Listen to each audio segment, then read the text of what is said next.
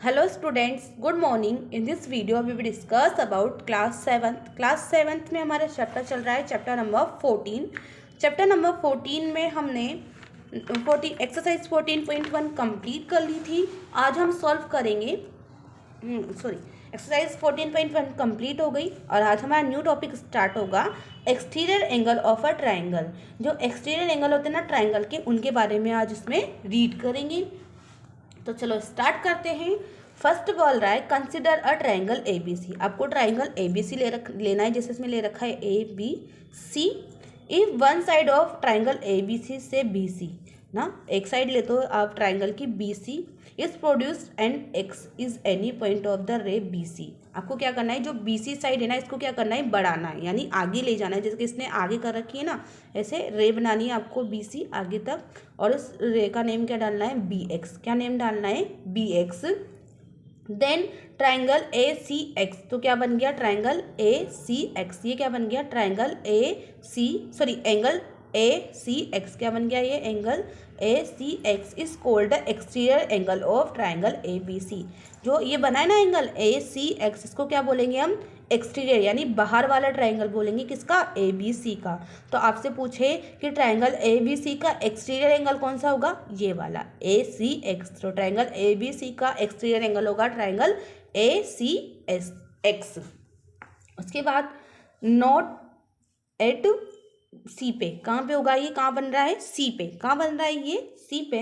Note that angle A C B, angle A C B is the exterior adjacent angle of angle A C X का.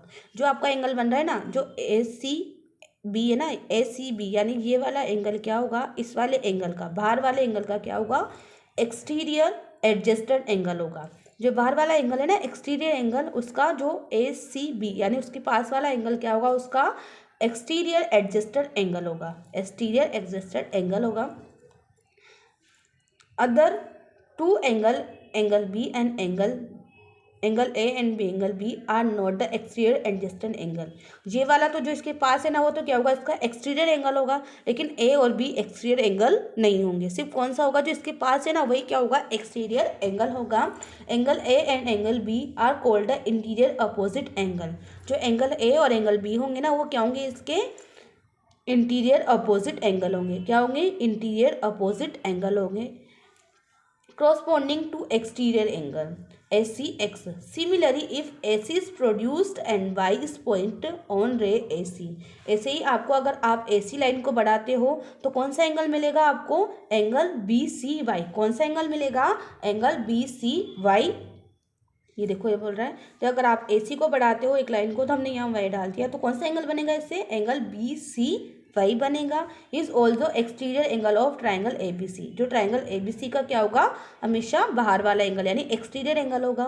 अब इसका interior angle कौन सा होगा, इसके पास वाला, ये वाला कौन सा होगा, एंगल ए सी बी, यानी एंगल ए सी वाई का एक्सटीरियर एंगल कौन सा होगा, ए सी बी होगा. और इंटीरियर अपोजिट एंगल कौन से होंगे, एंगल ए और एंगल बी होंगे. ठीक है. उसके बाद लाइकवाइज इसी तरह एंगल बी ए जेड, अगर आप ए लाइन को ए सी वाली लाइन को बढ़ाते हो ए से आगे, तो यहाँ हम जेड डाल लेते हैं. तो इसका एक्सटीरियर एंगल कौन सा हो जाएगा, बी ए जेड. कौन सा हो जाएगा इसका एक्सटीरियर एंगल, बी ए जेड हो जाएगा. और इसका इंटीरियर एंगल कौन सा होगा, बी ए सी. कौन सा होगा, बी ए सी. और इसके अपोजिट इंटीरियर अपोजिट एंगल्स कौन से होंगे, ये वाले, यानी इसके सामने वाले. इसके भी इसके सामने वाले थे और इसके भी इसके सामने वाले हो जाएंगे.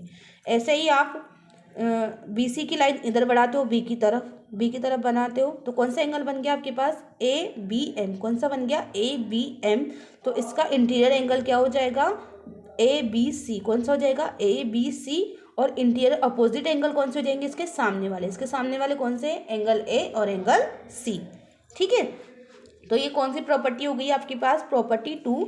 Exterior angle property of triangle produce the exterior angle is A C D equal to angle X plus angle Y.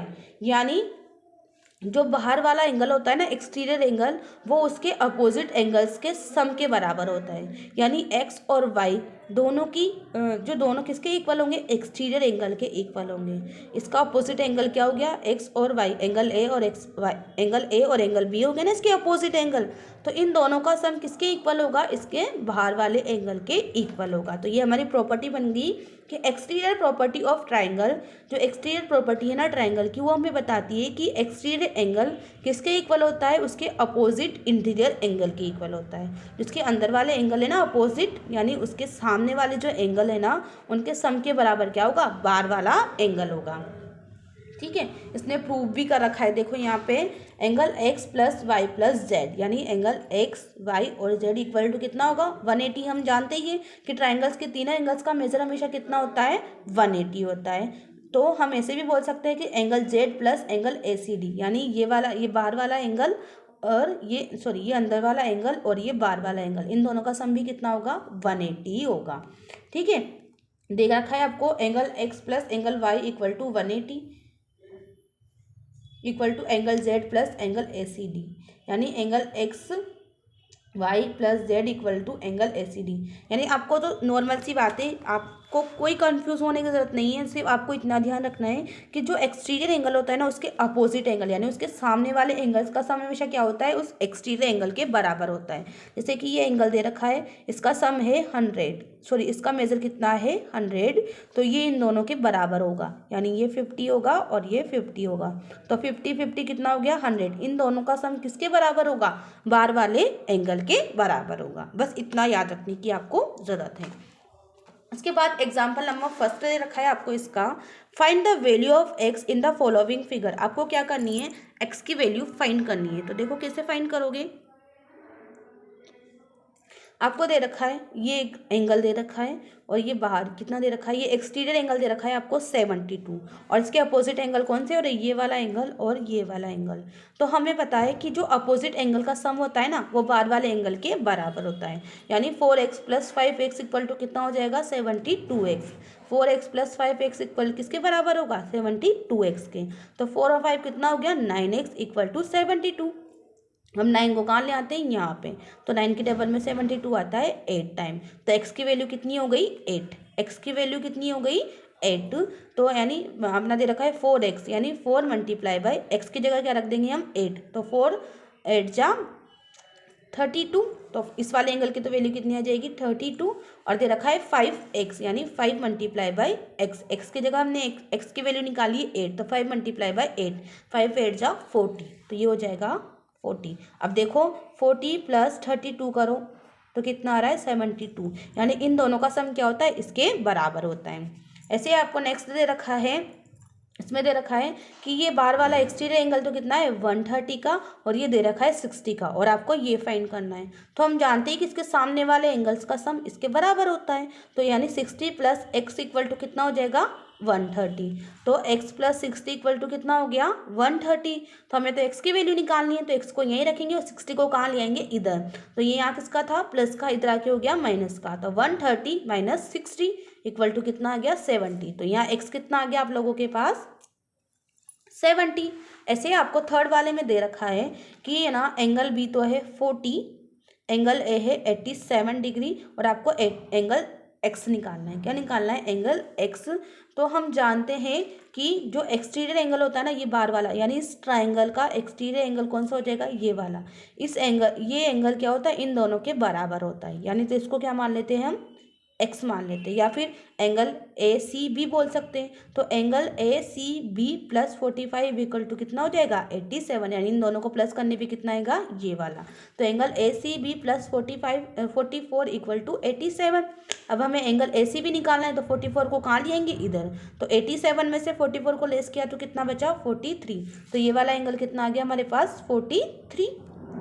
अब देखो ये वाली लाइन और ये वाली लाइन इक्वल है, तो इनसे बनने वाले एंगल्स भी क्या होंगे इक्वल। तो ये वाला एंगल 43 का है, तो ये भी कितना हो जाएगा 43 का। ये वाला एंगल भी कितना हो जाएगा 43 का हो जाएगा। ठीक है, उसके बाद हम एक स्टार्ट करते हैं एक्सरसाइज 14.2।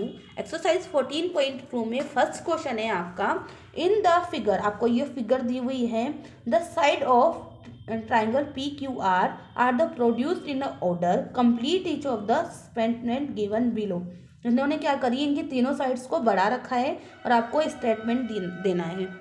तो आपको दे रखा है एंगल PRN, एंगल PRN का बन रहा है एंगल PRN, यानी ये वाला एक्सटीरियर एंगल है।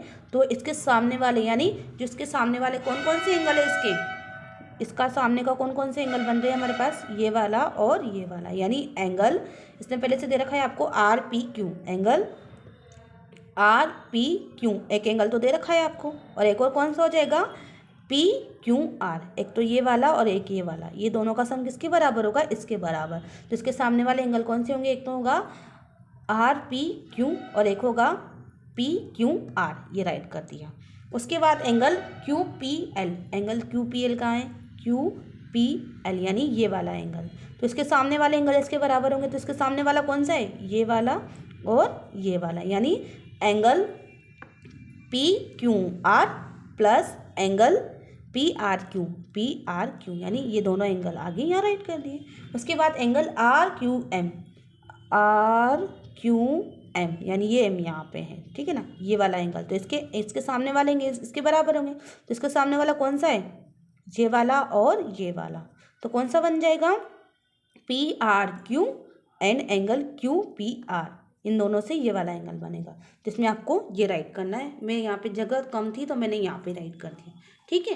पेज नंबर 162 पे आपको दे रखा है सेकंड क्वेश्चन, 14.2 का second question, angle BCD, angle BCD, ये एंगल BCD यानी ये एक्सटीरियर एंगल है, एक्सटीरियर एंगल ऑफ ABC, यानी BCD क्या है, एक्सटीरियर एंगल है ABC का, ठीक है। तो आपको उसके नेम बताने, इंटीरियर एडजस्टेड एंगल, यानी इसका इंटीरियर एडजस्टेड एंगल कौन सा होगा, तो इसका इंटीरियर इसके पास वाला कौन सा, एंगल ACB, कौन सा होगा, एंगल ACB। उसके बाद interior opposite angle, interior opposite angle यानी इसके अपोजिट, इसके सामने वाले एंगल कौन कौन से होंगे, एक तो होगा BAC, तो एंगल BAC, और होगा एक CBA, एक कौन सा होगा CBA, एक तो ये वाला और एक ये वाला, तो एंगल BAC और एंगल CBA होगा, ठीक है। इसके बाद थर्ड क्वेश्चन दे रखा है आपको, one of the exterior angle of a triangle, एक ट्राइंगल का एक्सटीरियर एंगल कितना दे रखा है आपको 100। इसी डायग्राम में देखना है आपको कि एक्सटीरियर एंगल कितना तो दे रखा है 100, और आपको उसके सामने वाले, यानी इसके सामने वाले इसके अपोजिट एंगल्स है ना, उनकी वैल्यू फाइंड करनी है, यानी इन एक्स की वैल्यू फाइंड करनी है। तो हम जानते हैं कि इन दोनों का सम क्या होता है, एक्सटीरियर एंगल के बराबर होता है, यानी इन दोनों को प्लस करेंगे तो क्या आएगा हमारे पास, ये 100 आएगा, और हमें एक्स की वैल्यू निकालनी है। तो कैसे निकालेंगे, देखो, तो हम जानते हैं कि sum of exterior opposite angle equal to exterior angle, exterior angle के बराबर होता है सम ऑफ अपोजिट एंगल्स का।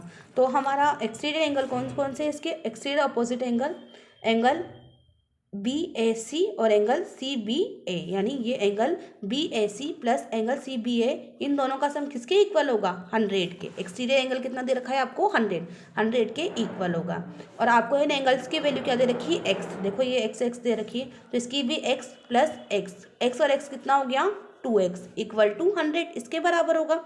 अब हमें क्या निकालनी है, x की वैल्यू निकालनी है, किसकी निकालनी है, x की। तो 2 को कहाँ लेंगे, इधर। अब 2 को 100 से डिवाइड, 100 को 2 से डिवाइड किया तो कितना आ गया 50। तो x की वैल्यू कितनी आ गई हमारे पास 50, x की वैल्यू कितनी आ गई 50, यानी ये एंगल भी कितना का हो जाएगा 50 का, और ये वाला एंगल भी कितने हो जाएगा 50 का। और जो आपके पीछे आंसर दे रखा है वहाँ 40 दे रखा है, तो वह रॉन्ग है, ये सही है। इन दोनों का सम कितना है, सॉरी इन दोनों का x की वैल्यू कितनी आएगी हमारे पास 50 और 50। उसके बाद फोर्थ क्वेश्चन दे रखा है आपको, one the exterior angle of a triangle, जो एक्सटीरियर एंगल है ना, बाहर वाला एंगल कितना दे रखा है आपको 130 डिग्री का, 130 डिग्री का, यानी बाहर वाला एंगल दे रखा है आपको 130 डिग्री का। And the exterior opposite angle, जो अंदर के एंगल है ना, इसके अपोजिट एंगल, उनका रेशो दे रखा है आपको 2:3, कितना दे रखा है 2:3।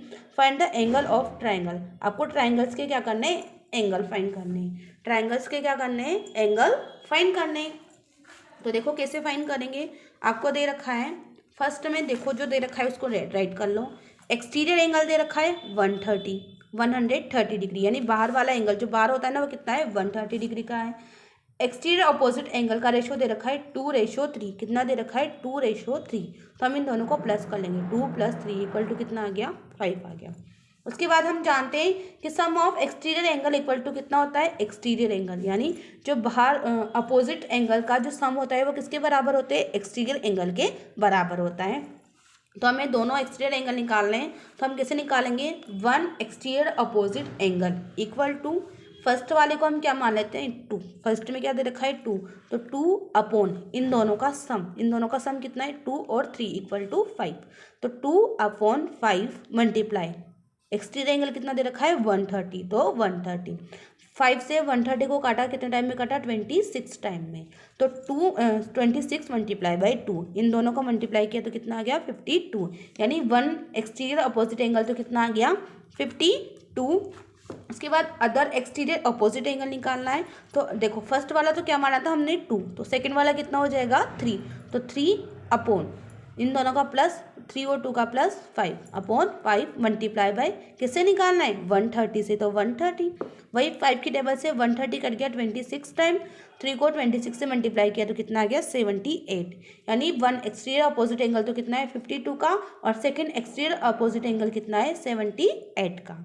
ठीक है, तो हमने दोनों एंगल्स निकाल लिए और हमारा क्वेश्चन नंबर 4 भी कंप्लीट हो गया। इसके आगे हम नेक्स्ट वीडियो में करेंगे। Okay student, stay safe and stay home.